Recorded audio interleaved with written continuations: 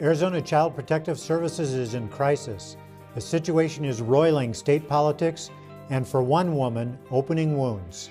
It's very heartbreaking to see it come out to light and, knowing that I was one of those cases, and, it's probably why we're in the big mess that we're in right now, that there's so many kids in care and, we don't know, why is all this going on? That's exactly why. The investigations of these children and getting our eyes on them as a priority to make sure they're safe, and two, to look at the system, at the organization, and find ways to prevent this from ever happening again. What's wrong with the system and how can it be fixed? We'll find out. It's Arizona Week. Production of Arizona Week is made possible in parts by a grant from the Stonewall Foundation and by the members of Arizona Public Media. Thank you for your continued support.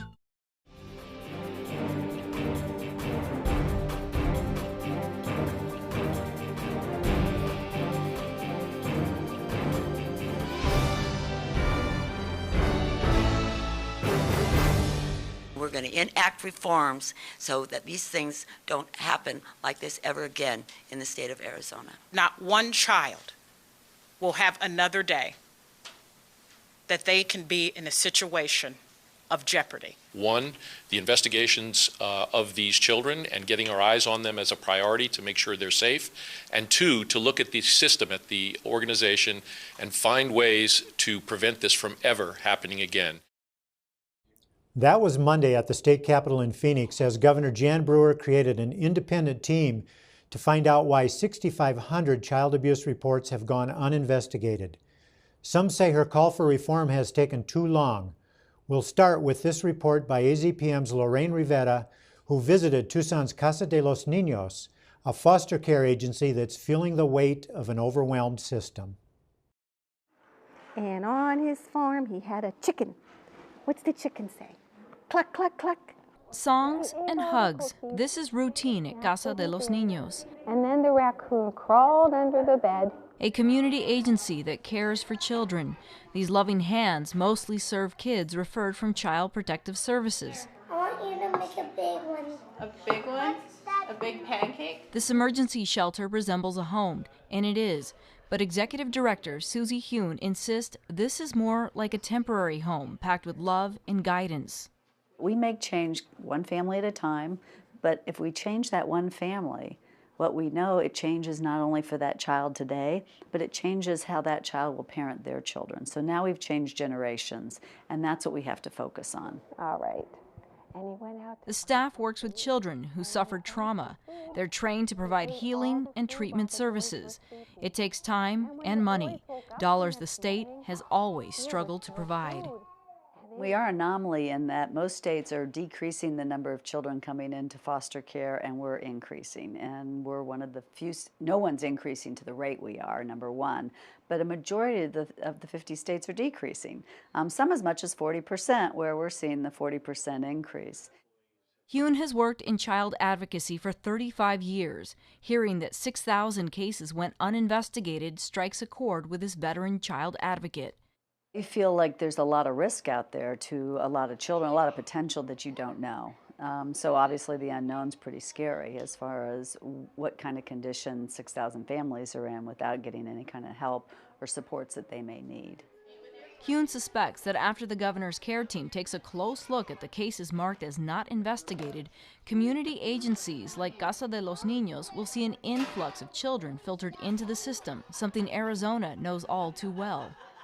So from 2011 on, we saw child abuse reports rise, we saw children coming into out-of-home care rise, and yet we weren't paying attention enough to it to reinvest at a time where we needed to rebuild systems that we tore down at the economic crisis. The revelation of ignored cases has awoken a sleeping giant. Now our attention's on it. Okay, we missed this trend coming, and it just hit us hard. And families are hurting in our state, and yet you can't just rebuild something that you've torn down for that many years overnight. Under the bed, who had eaten all their food. The end. Politicians of all stripes have jumped into the conversation about what should be done to protect children in the state. Joining me with his perspective is State Senator David Bradley, a Tucson Democrat. Welcome, Senator Bradley. Thank you very much. You've made your own proposal for what the state ought to do to protect children. Would you detail that for us? Sure, yeah. I asked that we step back. You know, this is a time when there's a lot of rhetoric, a lot of screaming, a lot of finger pointing. And my point is that the status of children in the state of Arizona is even a bigger issue, and that CPS is just the tip of the iceberg in terms of the challenges that children face. And so I'm proposing to put not only CPS, but juvenile justice, parts of the mental health system, parts of the public health system as well, and coordinate services under one department. Now, how would that improve conditions for children? Would it be because there's a centralized effort at it? Right, in part. Right now we operate in a lot of silos. Sometimes children show up in more than one silo. They may be in juvenile justice, they may be in mental health, maybe in CPS, one of them, two of them, three of them. And we often work at cross purposes. There's also other resources of the Department of Economic Security that go to children, whether it's food stamps or other services to the families, and in the public health system, whether it's oral health interventions, those type of things. All of those are factors. All these different entities are working oftentimes with the same kids. And let's put those resources together, channel them more efficiently, and hopefully avert the situation that we currently find ourselves in. If we went to a system such as what you described, how would it be funded? Would the funding be shifted or reallocated? Would there be additional funding? It would be mostly the reallocation of current funding. I suspect that when we get a good analysis of our situation, that there's going to be a requirement for some more funding that would, in the past, be only targeted at CPS. So I think it would be naive to think that, gee, we can deal with this only with reallocation. There's going to, have to be more resource put in. But I agree in this case with the Senate President of not throwing a resource or money to this problem without a clear plan, without a way to deal with this problem more globally than we're currently dealing with it. You said that the issues that we're seeing with CPS are just the tip of the iceberg. So what's below the surface? Yeah, there? I think it's I sometimes refer to them as the modern day four horsemen of the apocalypse in our time. And that's poverty, violence, substance abuse, and mental illness. And children are being affected by all of these things and are showing up in all different areas, whether it's the mental health system, juvenile justice, the school systems, who are oftentimes the first entities that encounter the problems that children are having. Let's get those are the kids are showing up in all of those systems, and CPS is only a part of it. Our most egregious cases tend to show up in CPS, but right underneath the surface, there's a lot of problems brewing. And you as a professional, in addition to your career as a politician, an elected official, are a mental health counselor. Right. What are you seeing in that part of the system? Yeah, I spent 30 years in child welfare and mental health systems here in southern Arizona, and the problems that we are seeing in some ways are cyclical in terms of people's attention, but they're not cyclical in terms of the challenges that these children have been facing for many, many years, exacerbated by the economy, exacerbated by cuts to various entities, whether it's in education, social welfare programs, juvenile justice programs. All those have combined to the situation that we currently are facing, or at least that's got people's attention so acutely. The economic cycle, you mentioned that, is certainly a contributor, as many people have acknowledged. As the economy improves, albeit slowly, will we see improvement in conditions for children? Well, I think to a certain extent that would be true. But Arizona's at the crossroads. We always talk about, is Arizona going to grow? My response to that is, we'll look at a map. And more and more people are going to be coming. And when they come, sometimes when they get here, they're in a stress situation to begin with. And so the economy certainly is a factor. But our school system, in terms of the resources that the school system has, that where children are first encountered, that's a key issue. The monies that we cut, when we cut off child care, access to child care for families, that's a factor. So all of these things come together to, all these things have come together to produce the crisis that we are now in. And what I keep urging is this stepping back and looking at all these factors and coming up with a comprehensive plan. You had an opinion piece in the Arizona Daily Star this week in which you talked about these issues, and I'd like to quote from it. You said, "The peril of children should activate not only outrage at one agency, but action at all levels." Right. Has that occurred as a result of this? Well, I think we got a lot of attention. I mean, there's a lot of press currently involved, and that's a good thing. Whenever the media get involved, that's a good thing. But the school systems have to get involved. The justice system, the police, law enforcement, even our universities. All of us have to step back. Again, when your own personal children are in crisis, you don't mess around. You personally will do anything that you need to do to help your child. Similarly, all of these children we have to understand that they're all of our children. We have the expression, it takes a village to raise the child. My point is, sometimes it takes a child to raise the village. And by that I mean children getting the attention of our communities, all of these communities, and saying, hey, let's deal with this. As if it was your own child, you would go to any length. Similarly, for the children of this state, we have to go to any length and work together to solve these problems. State Senator David Bradley, Democrat from Tucson, thanks for coming in to speak to us. The system can work, as our next report reveals, but can it stop the heartache of child abuse and neglect? Here again is Arizona Public Media's Lorraine Rivera. What was it like living here as a little girl? It was okay. A little different. I had never been in a, shelter or anything like that. I was, used to a home environment, but it was a safe haven. It was somewhere where I got attention, good attention, and everybody was very friendly. And I got to be around a whole bunch of other kids and babies. So, what is it that brought you into the system at the age of 11? I ended up leaving my aunt and her husband. It was an abusive situation. And I ended up deciding that I didn't want to live there anymore. Do you feel like you found the care, the treatment, the healing that you needed here? Yeah, for the most part I did. I did receive counseling for the first time in my life, and I was able to, be safe at night, make sure nobody was going to harm me or. You spent several months here, and then you went in and out of foster homes. How many foster homes did you live in? I was foster homes. I was in 3, and then the rest were group homes. One of the last foster homes I was in was with my foster parents, who I still visit to this day for the major holidays or just to get together on a Sunday. They're considered my parents. But they were my inspiration to become foster parents and to, give back. Yeah. Before you got into the system, you say there were plenty of red flags that someone should have noticed for you and your siblings to get into a program like this. Describe some of what those red flags were. My brother had been abused by our, caregivers at the time, which was my aunt and her boyfriend. And he had done, I don't know what he did. He did something bad, I guess. And to punish him, he decided to tie a rope around his neck. And when he did that, he left a mark. And of course, we had to go to school. I went to school and nobody asked. Nobody asked what happened. Nothing. There was never any question.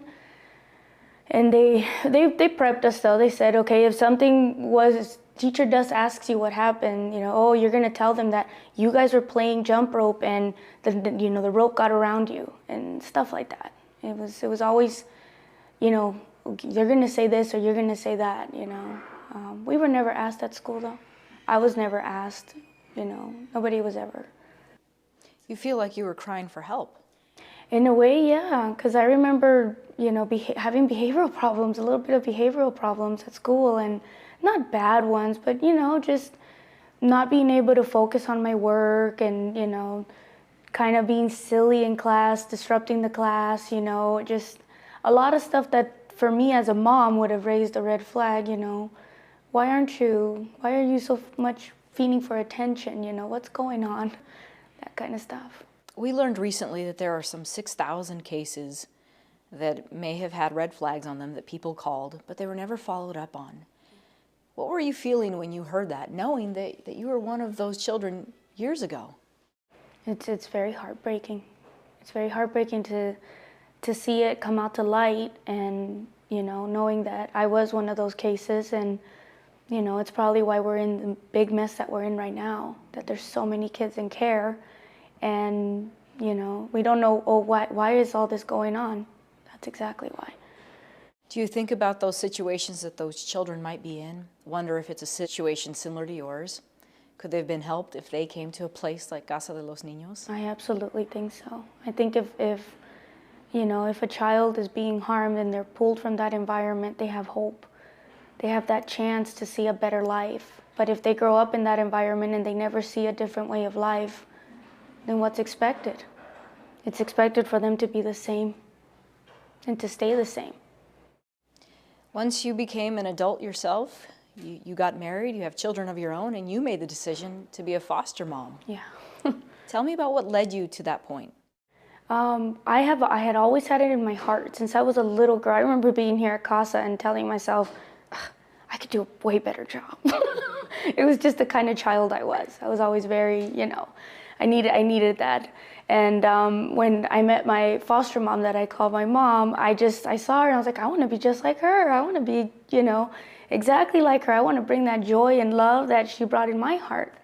So when I got older, I had my kids, and I was always around kids. If it wasn't the neighbor's child, it was my nieces and nephews, it was my girlfriend's kids. They were always at my house. My house was always full of kids. That's just the way it worked out. And one of my good friends worked for Casa. She was a case manager for them, and she was like, you know what? You should become a foster parent. And I was like, I had always thought about it, but I never took the step to do it. And she kind of told me, she's like, we do classes here, and this is what you're going to have to do. And yeah, I talked to my husband about it, and he was like, no. And, I was like, okay, and he had incidents at work. He's a highway patrol, and he had a couple incidents at work where it was like, maybe we should do something. Maybe we do need to bring some of these kids in our home. And finally, after a while, it was kind of more pushed than we wanted to. Our neighbor had her granddaughters taken away by CPS, and nobody was stepping up. They were twin baby girls, 10 months old. They were separated because they were not finding a home for them together. When I heard about this, I knew the family. It broke my heart. I was like, I can't. I need to get those babies. Something just told me I need to get those babies. So we started off as kinship while we were getting licensed. And once we were licensed, they were my first foster kids. Do you see yourself in these children that you foster? Yes, I've had the privilege now to have older kids in my home. And my foster daughter is 10, and I totally see myself in her. She's just such a goal-getter. She has the right tools in front of her, and she's using them, and that was me. I was given the opportunity to, play in sports, and I was never given that opportunity before, and so I took it and I ran with it. It was great. Emotionally describe what it's been like having 13 children in 6 years in your home.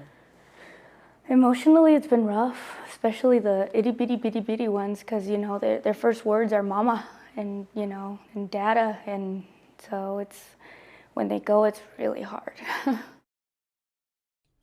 Joining me to discuss and analyze the state's child care crisis are Mary Jo Pitzel, who's covering the story for the Arizona Republic in Phoenix, and Arizona Public Media's Lorraine Rivera. Welcome to you both. Thank you.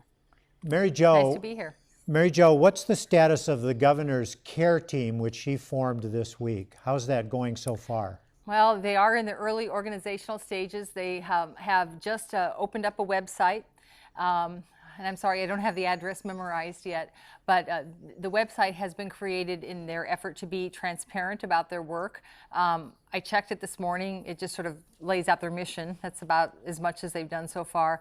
They are also inviting public comment on that website, so there will be an imperative to get that message out to a lot of people, because I know as a reporter, there are a lot of people who have a lot of things to say about CPS. The team is charged with trying to figure out what went wrong, how to prevent that from happening again with all these case reports being not investigated, and then also to bird dog the investigation of these, what we believe are about 6,550 cases. Some of that investigative work has already begun by CPS staff, and the CARE team will be monitoring that work. Now, Mary Jo, the governor, in forming this CARE team, went beyond the bounds of partisan politics. A little bit unusual in Phoenix these days. She's been very partisan, as have the Democrats for their part. Is that a sign that she's really serious about getting something done here? I think that's the way to look at it. What you're doing is making a reference to Senator Leah Landrum Taylor, who is a Democrat in the state Senate. Landrum Taylor's been very involved in CPS and child welfare issues, during her whole tenure in the legislature, which I think is approaching 16. I think she's in her 15th year at the legislature.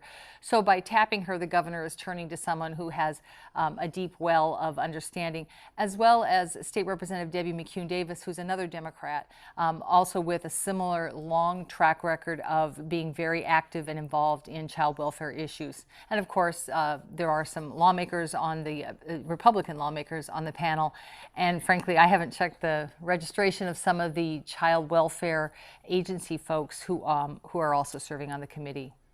Lorraine, you were on the ground level of this story this week out around Tucson. What kinds of reactions were you hearing there to what's going on in Phoenix with the whole CPS system? I think people here are devastated. They're wondering how this happened, what happened to get to this point, to this level, but they're also really hopeful that perhaps now with this CARE team, this could signal a positive change, a change they've been looking for. And Lorraine, what kind of specific comments did you hear from people? Are they worried about the political nature of it? Are they worried about funding? Where are the issues coming up for them? I didn't hear so much about politics of the issue here, but more so about the funding, is what got us to this point in the state, and if the state really does have the money this time around to actually reinvest into a program that does need some help this time around. And Mary Jo, are we really seeing politics set aside here, or is it too soon to say if they'll come up in connection with what the governor and others are trying to do? There's always an undercurrent of politics, Michael, especially when it's out at the state capitol. I think there's a growing undercurrent of, if CPS is refashioned, refocused, maybe even spun off from the Department of Economic Security, what will that agency's focus be? And the tension is between making it a more comprehensive unit that looks at preventive efforts, as well as, removing the bad actors and taking care of those kids who've been subject to bad actions, versus folks who would favor a prosecutorial approach. This is a police function first and foremost, and I think we see that playing out already in some tensions that are coming up between Maricopa County Attorney Bill Montgomery, who's very much in favor of a stronger police presence on this issue, and the Children's Action Alliance, which is arguing more for the comprehensive approach. Lorraine, would the comprehensive approach work based on what you saw on the street this week? You were mostly at Casa de los Niños, which is a private agency, but it deals with the foster care system. It sure does. One of their concerns is once these cases are investigated, if any of them are then forwarded on to community agencies like Casa de los Niños, what does that mean for the numbers? Will we have new children in the program, or will those mean that some children were left off the radar and will stay off the radar because they've aged out of the system? So it could mean an influx in the number of children put into the program. And Mary Jo, if that were to happen, it would mean the need for perhaps more funding, but there's already been talk among Republican leaders in the legislature that that's not going to be on the table, at least for this time. What are you hearing about that? Well, it seems that not a day goes by that there isn't a new financial demand or belief that there needs to be more financing from the state for something or another. Just this week, we saw what's happened with the Forestry Division regarding the conduct of the Yarnell Hill fire. That could point to some need for more money, for better communications, equipment, et cetera, over at Forestry. As you know, Brewer already has a request in, or her agency, I should say, has a request in for $111 million more for CPS. There are others who believe that in addition to that, there probably needs to be more money. This is going to be a fairly hard sell in the legislature. Any kind of extra funding is going to be scrutinized because lawmakers are very wary about falling back into a deficit situation, and they don't want to touch that rainy day fund, which is about $452 million right now. Lorraine, at Casa de los Niños, where you were this week, they get some of their funding through private fundraising, but they also get state money because they're dealing with foster children assigned to them by the state. What are they saying there about the financial situation? Can they bear the burden of an increased caseload? They try not to turn anyone away, and moving forward, they don't expect to, but they may rely more on that private funding, as you said, Michael, to really help take care of these children. And Mary Jo, in just a few seconds that we have remaining, any reckoning that money will come to the fore in the next year? Will the legislature be compelled to take care of this problem by spending more money on it? They very well might. The question is how much money. Representative Kate Brophy-McGee already is working on legislation that would spin off CPS, make it its own agency separate from DES. Presumably that might take a little bit of money to create a cabinet level position and then to handle all the workload that CPS obviously can't handle with its current staffing. Mary Jo Pitzel with the Arizona Republic in Phoenix and Lorraine Rivera, Arizona Public Media here in Tucson. Thanks so much. This was episode number 152 of Arizona Week, nearly 3 years of in-depth news and public affairs. And it's my last episode as host. I'm moving on to duties as Arizona Public Media's news director, and Lorraine Rivera is taking over as producer and host of Arizona Week. Lorraine, thanks for those reports on the CPS system. What is it that you hope to bring to Arizona Week as the new producer?